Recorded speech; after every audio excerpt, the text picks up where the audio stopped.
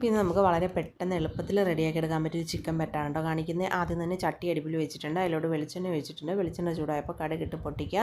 കടുക് പൊട്ടിയതിന് ശേഷം ഇഞ്ചി വെളുത്തുള്ളി ചതച്ചത് ചേർക്കുക, കുറച്ച് കറിവേപ്പിലയും കൂടി ചേർത്ത് അത് നന്നായിട്ടൊന്ന് മൂപ്പിക്കുക കേട്ടോ. അത് മൂത്തതിന് ശേഷം ഒരു 3 പച്ചമുളക്, ഒരു സവാള കട്ട് ചെയ്തത്, പിന്നെ ഒരു ചെറിയ തക്കാളിയും കൂടി ചേർത്ത് അതും കൂടി ഒന്ന് വഴട്ടുക. അതൊന്ന് വഴണ്ട് വന്നു കഴിയുമ്പോൾ നമുക്ക് പൊടി ഐറ്റംസ് ചേർക്കാം കേട്ടോ. മുളക് പൊടി, മല്ലിപ്പൊടി, മഞ്ഞൾപ്പൊടി, ചിക്കൻ മസാല.